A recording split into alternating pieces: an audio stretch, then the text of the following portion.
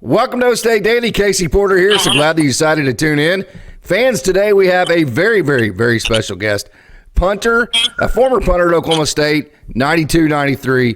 He still can kick the ball higher than further than any player I've ever seen in my life. No doubt about it.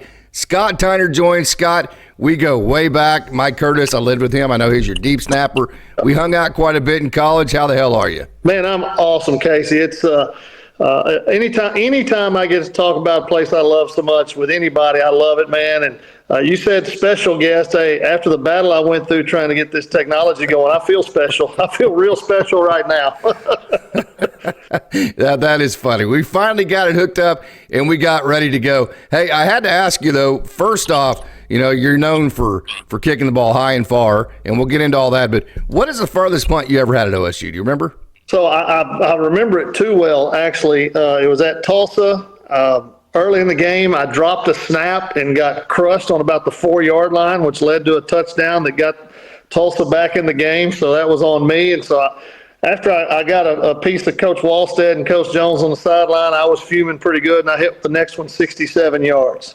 Wow. And pinned Tulsa deep in their end. So we kind of traded blows there. My two Tulsa experiences weren't very fun. I did it in both games. Now the first year I actually picked it up and punted it about 25 yards, but this one I had to eat it and followed up with my career long right behind it. So that is absolutely fantastic. Also, kind of another light moment. I mean, you're a multi-sport star. People don't realize you actually weren't even a punter until you got to Trinity Valley. You were a place kicker and then also a really, really good receiver. Yeah. So you kind of have a Hoosier story there at your high school back there. Tell us about that. Sure. I was lucky growing up in Edgewood, Texas, a little 2A school, not Deep East Texas, but just east of Dallas, and had a great class around me. Had some guys around me that had a lot of passion, a lot of athleticism and talent.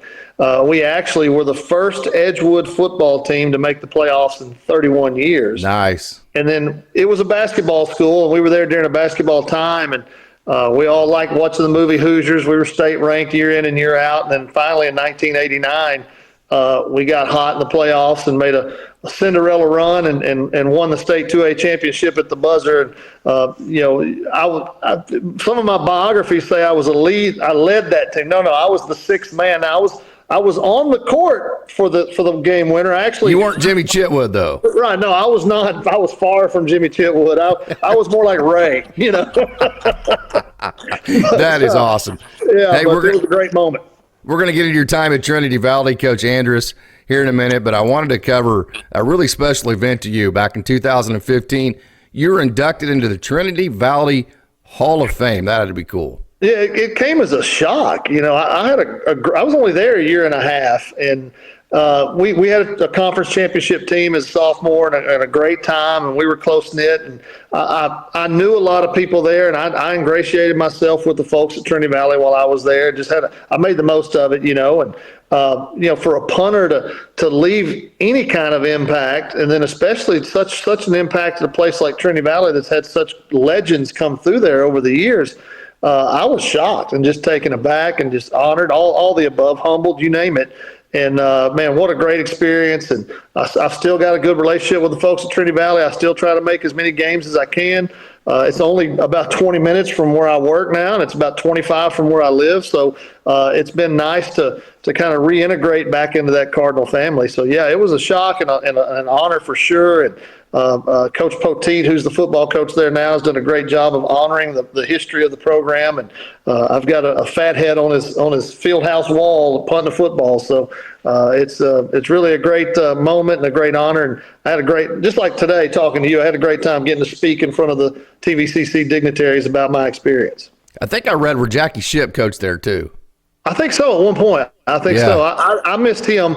Coach Anderson, Coach Pippen, and then we had a couple of different offensive coordinators over the couple of years. Yeah, you mentioned Coach Anderson. He is the one who actually turned you into a punter. Tell us that story. He did. I was in camp as a receiver and a place kicker. They had a sophomore place kicker, so they didn't need one at the time.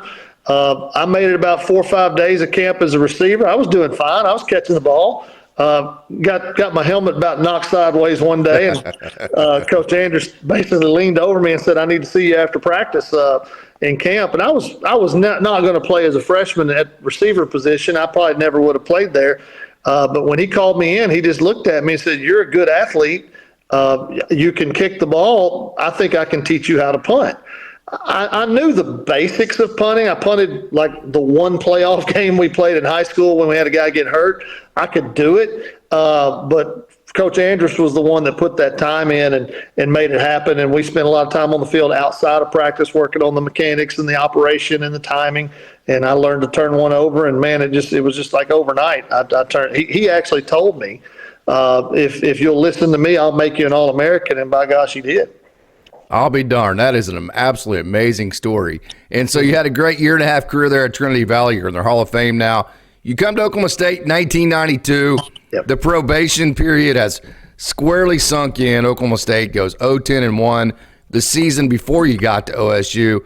So the obvious question is, why choose OSU during that period of time of the program's history?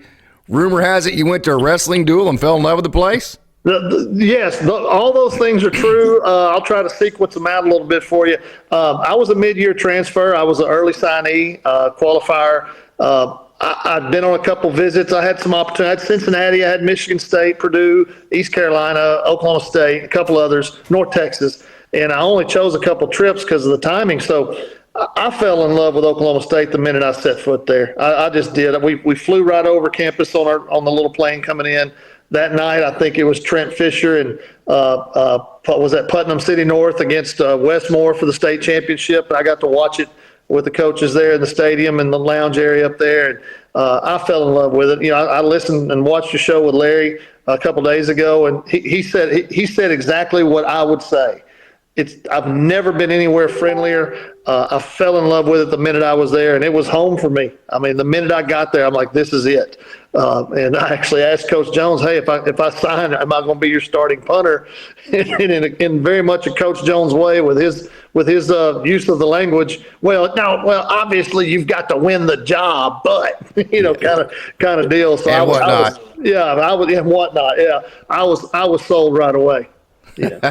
And you were the butt of a lot of Oklahoma State jokes because that 92 season, especially after 91 going 0-10-1, hey, our best player on the team's our freaking punter, right? Well, there was a few. Well, it was best offensive player because we had Burns. We had Burns and Ainsley. And you did throw Harmon. 2 touchdown passes. Yeah, I threw 2 early in the year, and we were struggling offensively. But that team went 4-6-1, and we knocked on the door. Just a lot of damn near beat Nebraska. Transfers. Yeah, well, that year we didn't, but. That year we tied Oklahoma in Bedlam, and then actually Kansas State. That's when Bill Snyder was just getting that program going, and that game went. They beat us on a fumble rooski. If that doesn't happen, we're 5-5-1 and so forth. Played Michigan tough that year. Now the Nebraska one was in '93. Actually, when I read over that, it took me a minute to sort it all out. But that was an ESPN Thursday night game that we were tied in the fourth quarter. And literally the only punt I ever had blocked. Baron Miles came off the short side on a tight punt situation, and literally all I remember doing is kicking his shoulder pads because he took the ball right off my foot for a touchdown. And also, you were a place kicker, you said, in high school. Then you came into Trinity Valley as a place kicker. Lawson Vaughn was a tremendous kicker for Oklahoma State. I'm sure you guys are close. Yeah, absolutely. The little kicker group that we had back in that time, we still stick together. We give each other a hard time. Luke Phillips is part of that group. Luke and Shannon Thompson, Rick Myers, Lawson. We hang out at the reunion every spring. We play golf together. We keep in touch. Lawson, man, you talk about a guy that got indoctrinated to the college life pretty early. When he comes out as a freshman out of Edmond there, and he has to hang out with me coming out of junior college. I had all the rough edges of a junior college transfer. And you're from East Texas. And I'm from East Texas. So Lawson got orientated pretty quick to a little rougher version of the college life with me. Hey, what kind of a mentality do you have to be a place kicker? Probably part of my problem is I was a little too loose. I think you've got to be a little bit more feet on the ground like a Lawson Vaughn is and was. Lawson's no different today than he was in 1992, and we kind of give him a hard time about it. But I was out there. I was told, actually, Coach Andrews said he didn't want a punter. He wanted a football player. Yeah. So I just took that to heart. I always took pride in saying, hey, I'm a football player. And I just would get just as emotional and fired up as a linebacker would. Probably too much so, and which probably is a reason my NFL career was shorter than maybe it should have been based on potential. But I just never could get my mind to dig in deep enough to those fundamentals and those techniques that are you get so much minutia with it. A guy like Vinatieri lasts for 20 years. Well, I waxed him in a long distance field goal competition at a camp, and that's my claim to fame is, I beat him at a camp. But he went 20 years and he's going to the Hall of Fame. But I would say that would probably be the best way to put it in a capsule.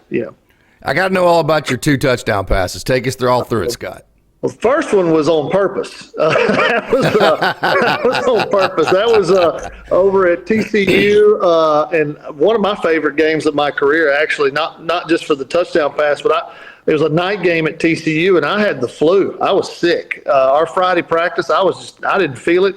We had a brawl at practice on Friday. A TCU linebacker came down the tunnel and started running little chops at Richie Ainsley, and they squared up. And bad move. Yeah, Coach Jones got his glasses knocked off. But the game was close. We had a fake field goal where we kind of muddled the substitutions, and Steve Keith, the tight end, kind of snuck to the sideline. And it was funny. Lawson's job, because we were on the right hash, Lawson's job was to look at Steve and tell me when he got lined up so I'd snap the ball. Well, Lawson was so shy and even probably a little nervous at that point. I think it was only his 3rd or 4th game. I couldn't get him to say anything. I'm like, is he there? And he wouldn't. He just kind of nodded at me, so I just snapped it and threw a strike. The second one was Missouri. Right before half, we drove it down, got in field goal range. They blocked it clean as they could block it. Came off the edge and blocked. I was the holder. I turned, and when I turned, I didn't know what to expect. Well, that ball just bounced right into my hands. And when I turned back, I was retreating. And when I turned back over my left shoulder and looked, I literally remember hearing the crowd cheering because Derek Jones was standing down there wide open. Ultimately, a lot like a fire call, in football parlance, but got very lucky. There's a picture that's surfaced over the years of the Missouri defensive end chasing me on that play. It was Ezekiel Elliott's father. Oh, really? So a little trivia there, and I've got that picture saved. Like, hey, there's Zeke's daddy. He couldn't catch these Texas boy either. So, but great memory, great play. That was our 6th game of the year, I believe. And at halftime of that game, I led the team in touchdown passes. Wow, that's good for you, but not really good for the team, right? Yeah, to this day, I'm no conspiracy theorist, but to this day, I firmly believe the reason Coach Jones and Coach Wallstead took me off of holding for field goals was simply because they didn't need me throwing any more touchdown passes. Yeah, right. Knowing the Scott Tyner honorary side of him, you were a gym rat, man. You wanted to be a part of all the action. Hey, Mike Curtis, one of my best friends in the world. I grew up with him in Stillwater, lived with him in college, that kind of thing. He was your deep snapper. I know you two were very close. I got to see that firsthand. Yeah, Mike was awesome, man. Let me tell you about Mike. He probably was an NFL level deep snapper. He'd snap it to you, and the laces would be up where you wanted. Like, he knew how to spin it where you didn't have to work the ball. You didn't have to fumble it around. It was perfect. It was on the hip every time. And then, he left us that year and left the program. Well, I missed him. I tell you what, I felt like I was chasing knuckleballs the next year back there, because they just weren't where they needed to be every time. And because we had an offensive lineman in there who was hurt half the time, his arm hurt or shoulder hurt. And I'm catching flutterers back there. But Mike was awesome, man. We had a great time. We hung out probably too much outside of practice, and probably I know both of us had some great issues, and I was lucky enough to get back in summer school and get it right and get back where I needed to be. But man, I love Mike, and to this day I still keep up with him best I can, and I need to do a better job of keeping in touch. But I still follow him. I still watch all of his woes. He's always got something to say about something his wife did or something. So he's pretty funny to follow. One thing I remember about you very, very well is that you wanted to be a football player. You mentioned that. So just kind of being a punter in practice was like boring to you, right? You wanted to do something else and be a part of the practice like all the other guys any way you could. So you went up to Pat Jones one day and said, hey, man, any chance I could run scout team quarterback and in the triple option like Iowa State's getting ready to run? I got to know all about that story. And then whenever you kept hitting up Brooks Thompson to be a part of his pickup basketball team. Great story. Absolutely. So I remember both those stories very well. We're playing Iowa State, and I'm looking around at practice sitting over there, like a kicker would, doing nothing, and we've got so many guys out, hurt. They don't have enough guys to run a scout look against the defense down on their end of the field. And I'm standing there watching. I'm like, you know what? My 40 times better than all those guys. I'm taller and bigger than all those guys. I can give us a look. We're not crushing the quarterback. You're telling this to Pat Jones, right? Yeah. I go to Coach Jones. I said, Coach, everybody's hurt. I'm like, do you need somebody to go in there and run some reps? I don't mind. And I don't remember his exact words. I'm sure there was a couple cuss words in it, but it was more to the effect of get out of my way, get away. Go do kicker things and whatnot. And whatnot. And but I was willing. Brooks and I were really good friends.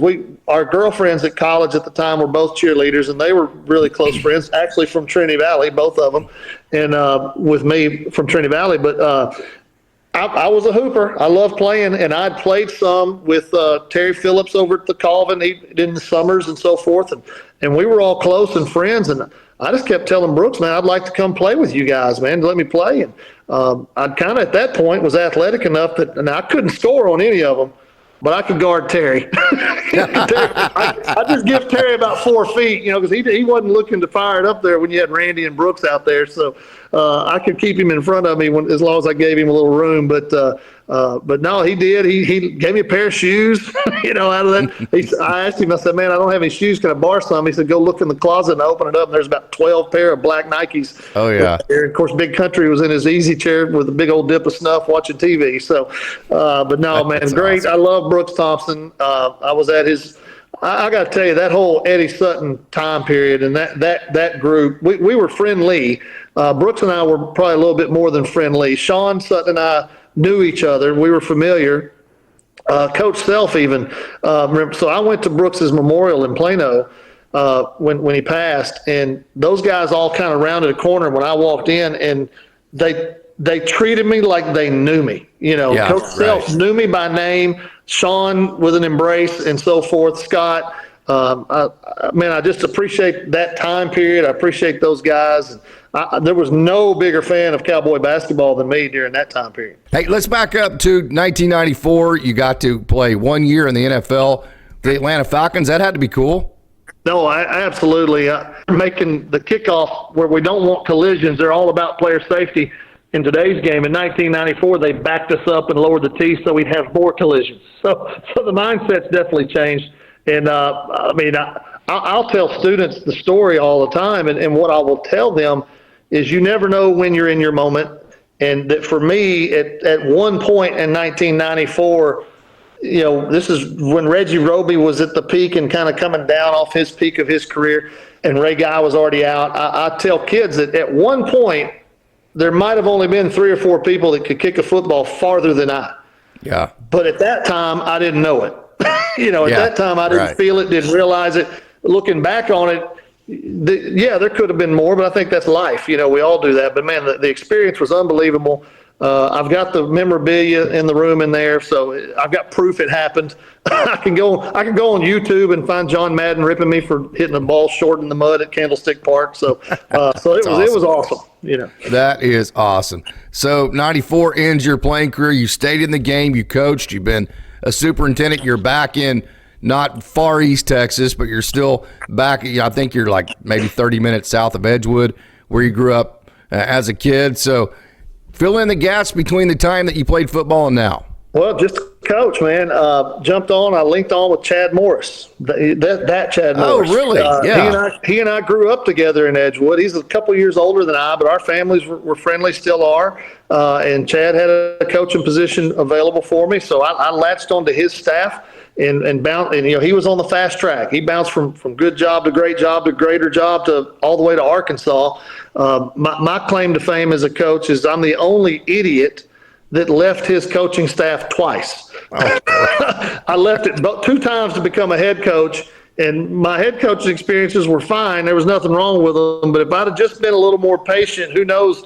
You and I might be talking in a different setting right here, In Stillwater, today. yeah. Yeah, and maybe in Stillwater, but yeah, I mean, it was a great run. I ended up, after all, the typical bouncing around the U-Haul Army with coaching, ended up at Tenaha, Texas, a little small 2A school right on the Louisiana line, full of athletes. And we put together a 15 to 17-year run of just unbelievable accomplishments. And I built, the program was in trouble. I got it back on its feet. We turned it into a state champion. We played in 3 state championship games over at Jerry World over that time.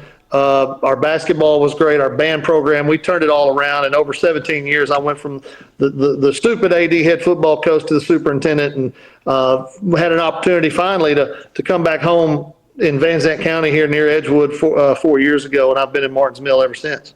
That's pretty deep SEC country. But is OSU a player over there? Yeah, so they were on Reginald Davis, who ended up at Texas Tech and played receiver. And Reginald had a really good career. They were on him pretty good. They were on Jeremy Patton, who's actually starting at linebacker for Baylor. I don't know if JJ's back yet. He had a hand injury and he missed a few weeks. But he was their starting Mike for when they came out to open the season, broke a hand in practice. So when we go up there, in 2 weeks, we may see JJ. Nice. I think he wears 42. So, yeah, OSU would always pass through. Coach Wickline would come through there when he was there. Then Coach McIndoe and Coach Hammersmith last few years. Was very, very happy to still have a really positive relationship with both those guys. They speak every time they see me, and they'll exchange a couple good luck texts from time to time as well. It's come full circle. You have 2 boys on campus. I know you're proud of that. Oh man, it's Larry touched on this the other day with his show, but you talk about just the feeling of pride, and nothing matches it.